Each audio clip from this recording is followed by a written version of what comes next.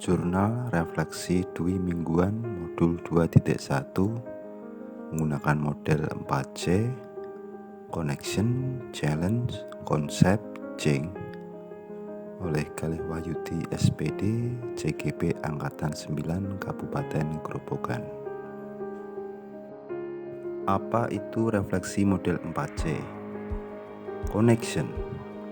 Apa keterkaitan materi yang didapat dengan peran CGP? Challenge. Adakah materi atau ide dari narasumber yang berbeda dengan praktik yang dijalankan selama ini? Konsep. Ceritakan konsep utama dan penting yang dipelajari untuk terus dibawa selama menjadi CGP atau bahkan setelah menjadi guru penggerak. Change.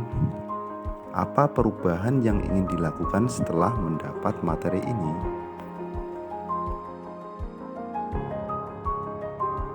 Connection. Pada modul 2.1 ini, saya mempelajari bagaimana memenuhi kebutuhan belajar murid melalui pembelajaran berdiferensiasi, di mana materi ini sangat erat kaitannya dengan peran saya sebagai calon guru penggerak. Melalui modul ini, saya dikenalkan tentang bagaimana menganalisa dan memetakan kebutuhan belajar murid. Saya juga diperkenalkan tentang strategi-strategi yang dapat digunakan untuk memenuhi kebutuhan belajar murid sesuai dengan keunikannya masing-masing. Hal ini sangat membantu saya sebagai seorang CGP, di mana salah satu peran guru penggerak adalah sebagai seorang pemimpin pelajaran yang senantiasa mengarahkan ekosistem pembelajaran yang berpusat pada murid.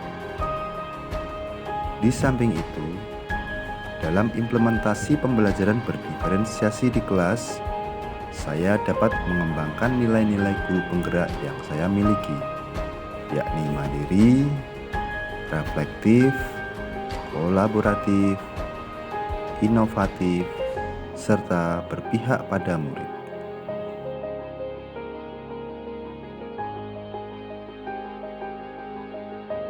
Challenge. Dari beberapa konsep materi yang saya terima, ada beberapa yang berbeda dengan apa yang sudah saya terapkan selama ini. Di antaranya, selama ini saya mengira bahwa memberi soal lebih banyak pada murid yang lebih cepat selesai mengerjakan soal, berarti saya telah melakukan pembelajaran berdiferensiasi. Tetapi ternyata tidak.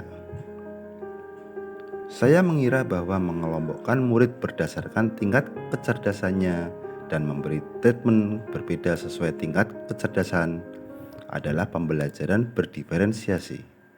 Tetapi ternyata tidak.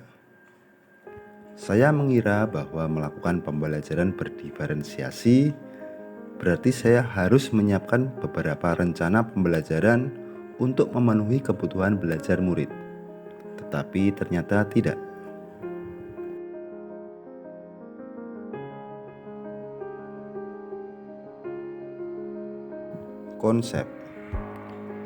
Konsep utama dan penting yang saya pelajari dalam modul ini bahwa pembelajaran berdiferensiasi adalah serangkaian keputusan masuk akal atau common sense yang dibuat guru yang berorientasi pada kebutuhan murid.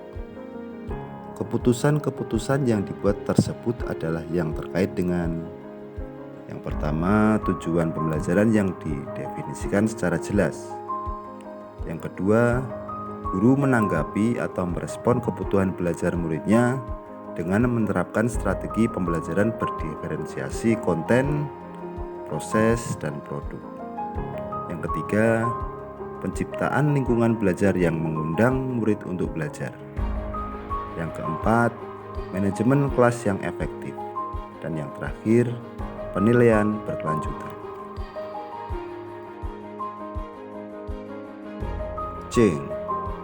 Setelah mempelajari modul ini, saya merefleksikan diri saya yang ternyata saya belum sepenuhnya memahami apa itu pembelajaran berdiferensiasi, sehingga belum bisa mengakomodir berbagai kebutuhan belajar peserta didik saya. Untuk kedepannya, perubahan pembelajaran yang akan saya lakukan adalah Yang pertama, melakukan asesmen diagnostik untuk mengetahui, menganalisis, dan memetakan kebutuhan belajar murid.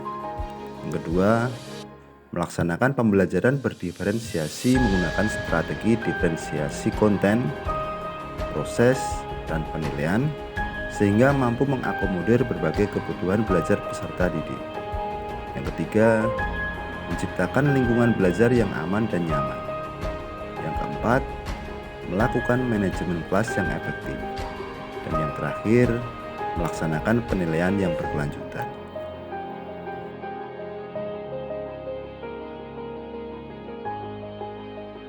Terima kasih. Salam guru penggerak. Tergerak, bergerak, menggerakkan.